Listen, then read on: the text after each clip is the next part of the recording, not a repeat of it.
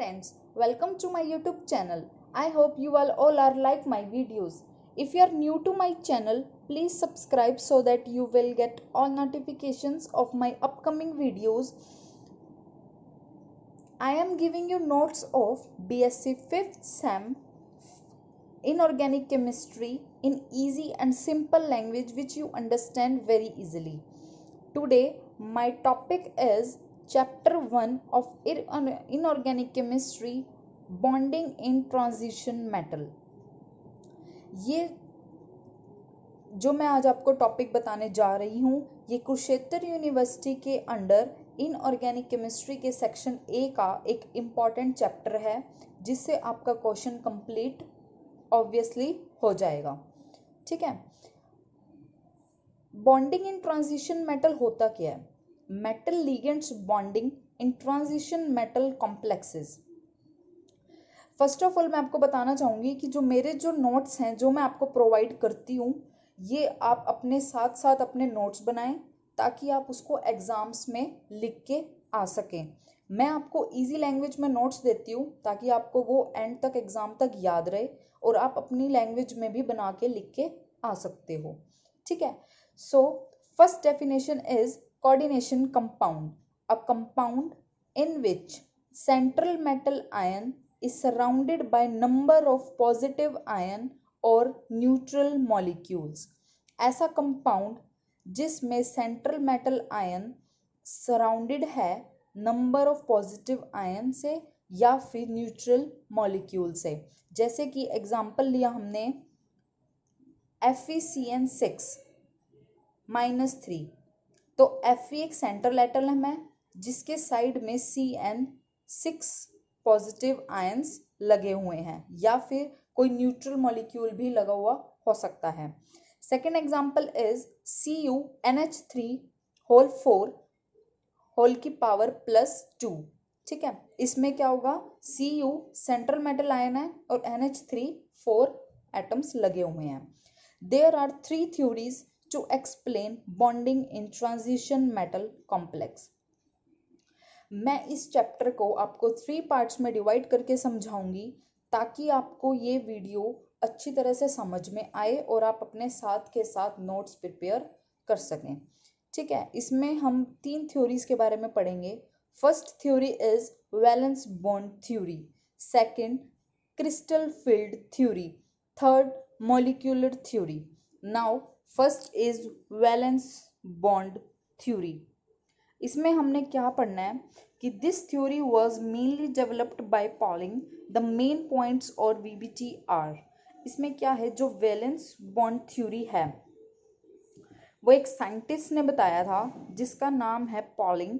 The main points of VBT are first, central metal should have empty orbital equal to its coordination number. कि central metal should have, उसके पास empty orbital होंगे वो कि equal किसके होंगे? उसके कोऑर्डिनेशन नंबर के. Each ligand donate a pair of electron to central metal ion. कि ईच लिगेंड उस इलेक्ट्रॉन को मतलब कि जो सेंट्रल मेटल आयन को अपना एक इलेक्ट्रॉन डोनेट करेगा. Empty orbital of metal. जो मैं आपको ये पॉइंट्स बता रही हूँ ये वैलेंस बॉन्ड थ्योरी ने दिए थे जो कि हम आज तक यूज करते हैं. ठीक है. Third point is empty orbital of metal hybridise to give new orbital of identical energy. New orbitals are called hybrid orbitals. Fourth point is a covalent bond is formed by overlapping of empty hybrid of metal and filled orbital of ligand. आप इनको notes prepare कर सकें और अपने लिख लें. Question ये आ जाता है कि what are the main points और वीबीटी थ्योरी. ठीक है. तो आपको ये पॉइंट्स लिख के आने हैं एग्जाम में. ये मैक्सिमम 3 और 4 मार्क्स में पूछा जाता है.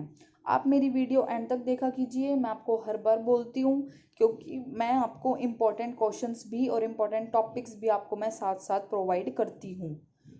ठीक है.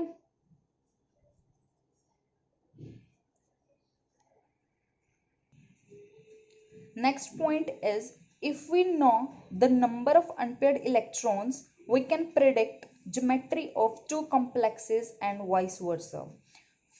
Sixth point is, under the influence of strong field, जैसे कि Cn negative, CO, strong ligand, the electron may be forced to pair up against Hund's rule. ठीक है, ये पॉइंट्स आपके यहाँ पे फिनिश हुए. अब मैं आपको बताती हूँ कि जैसे sp3 हाइब्रिडाइजेशन अगर है तो उसको हम कहेंगे कि वो टेट्राहेड्रा स्ट्रक्चर है. अगर उसकी है DsP2 that is square planar, sp3d triangular bipyramidal, sp3d2 या फिर d2sp3 दैट इज ऑक्टाहेड्रल. ठीक है, ये आपको याद करना है. ये बहुत बार एग्जाम में भी पूछा जाता है और आपको वैसे भी आगे अगर कोई बच्चा एमएससी करता है इनऑर्गेनिक केमिस्ट्री से तो उसका भी वहाँ पे इसका यूज होएगा. ठीक है, नेक्स्ट इज शेप ऑफ निकल साइनाइड की. ये 3 फॉर्म्स में आपको बोला है तो इसकी आपको अब शेप्स बनानी है. ठीक है, आप इसको नोट कर सकते हैं. इसमें है टेट्राक्लोरोनिकलेट 2. इसमें आपने निकल लिया, उसकी कॉन्फ़िगरेशन लिखी, उसके इलेक्ट्रॉन्स फिल किए. फिर Ni2 पॉजिटिव था यहाँ पे इसका ऑक्सीडेशन स्टेट. यहाँ पे फिर हमने 2 इसमें से इलेक्ट्रॉन लूज किए, यहाँ से इसने अपने 2 इलेक्ट्रॉन निकाल दिए तो ये क्या बन जाएगा sp3 हाइब्रिडाइजेशन. ठीक है, तो ये 3D में आ गया, ये 4s, ये 4p, ये खाली हो गया. मतलब इसका स्ट्रक्चर हमारा एग्जैक्टली ये बना. ठीक है, आप नोट कर लीजिए, फिर मैं आपको बताती हूँ कि आपको इसके आगे क्या लिख के आना है.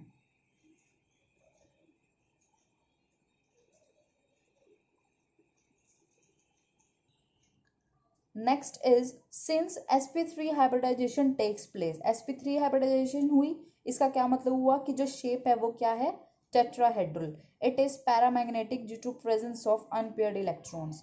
मैं आपको बताती हूँ कि पैरामैग्नेटिक क्या होते हैं. पैरामैग्नेटिक होते हैं जिसके पास अनपेयर्ड इलेक्ट्रॉन्स आते हैं एंड में. जैसे मान लो आपने ये स्ट्रक्चर बनाया, इसमें आपको हाइब्रिडाइजेशन मिली sp3, तो यहाँ पे आपको अनपेयर्ड इलेक्ट्रॉन्स मिले, इसको हम कहेंगे कि एक पैरामैग्नेटिक सब्सटेंस है. ठीक है, और इसका सेकंड टाइप होता है डायमैग्नेटिक. डायमैग्नेटिक क्या होता है, जिसमें कोई अनपेयर्ड इलेक्ट्रॉन नहीं होता, वो भी आएंगे. ठीक है, now second is shape of an tetracyanonickelate second. इसमें इसकी हाइब्रिडाइजेशन अलग आएगी. आप देख सकते हैं Ni का पहले 28 का करा, फिर Ni2 पॉजिटिव, इसकी हाइब्रिडाइजेशन आई DsP2 हाइब्रिडाइजेशन. ठीक है, तो इसमें आपने देखा इसमें कोई भी अनपेयर्ड इलेक्ट्रॉन नहीं था, सारे पेयर्ड थे. ठीक है, since DsP2 hybridization takes place, so nickel cyanonickelate ion is square planar. It is diamagnetic due to absence of unpaired electron.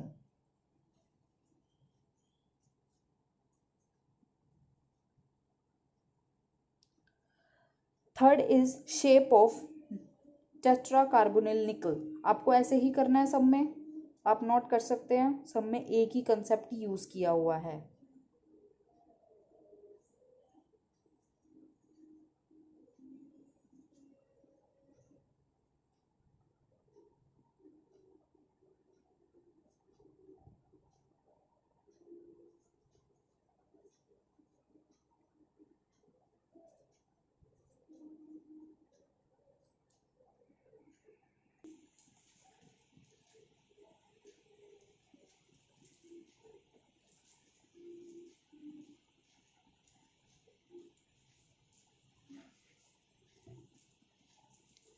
एक नाम होता है स्पेक्ट्रोकेमिकल सीरीज. इसमें क्या है, हमने सारे लीगेंड्स लिखे हैं. ठीक है, अगर हम इस साइड जाते हैं तो इनको तो हम कहेंगे कि जो लीगेंड्स है ना वो वीक होते जा रहे हैं, मतलब कि वो वीक बॉन्ड बनाएंगे. और इधर अगर हम जाते हैं तो इसको हम कहेंगे कि ये स्ट्रॉन्ग लीगेंड्स हैं. ठीक है, आप ये डेफिनेशन भी नोट कर सकते हैं. Now next is fourth is hexafluorocobaltate. इसमें भी वही कंसेप्ट यूज हुआ है.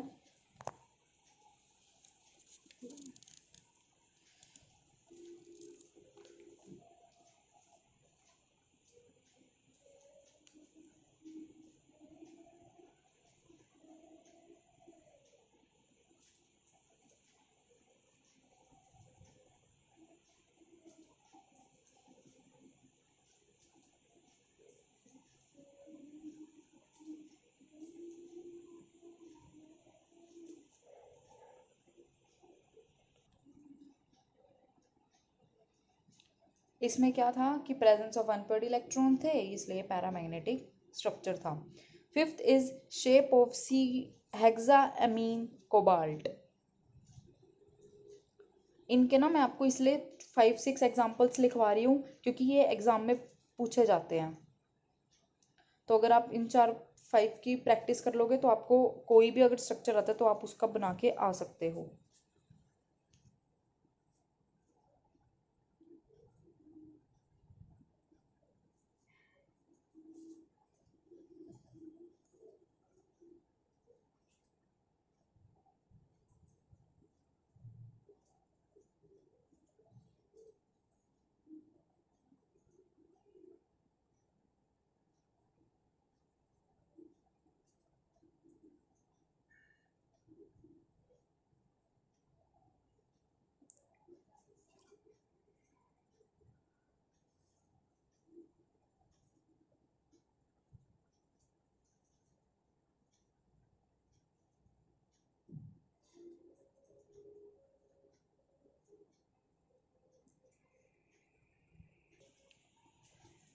Next topic is limitations of valence bond theory.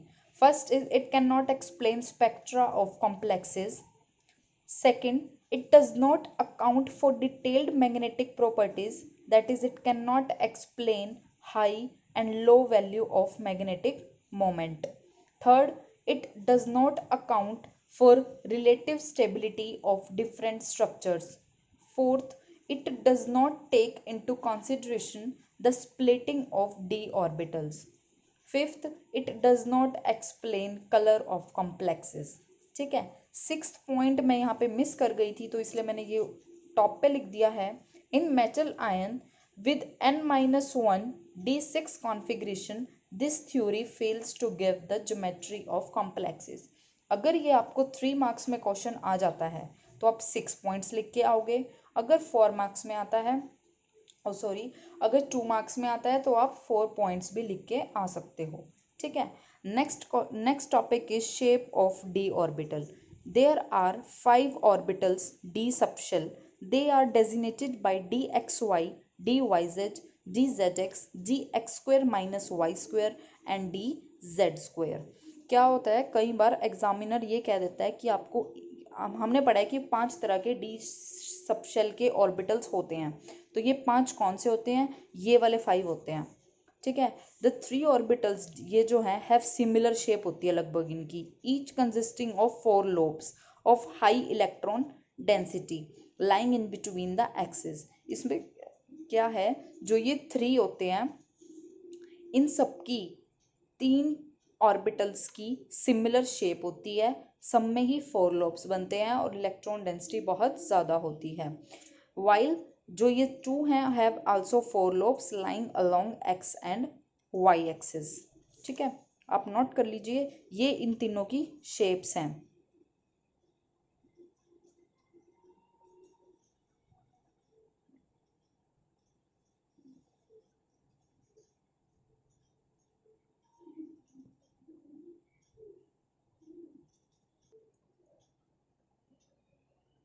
ये है D X square minus Y square की शेप और ये है डी जेड स्क्वायर की shape.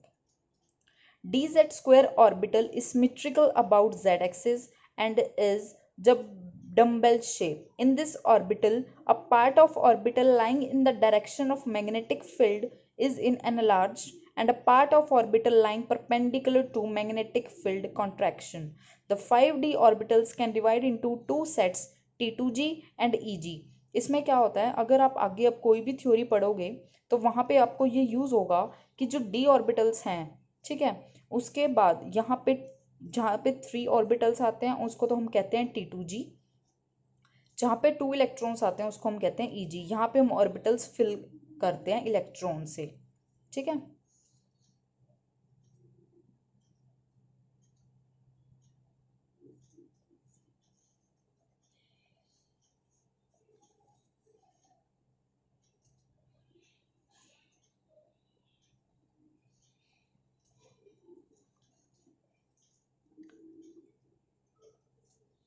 Thank you so much for watching my video.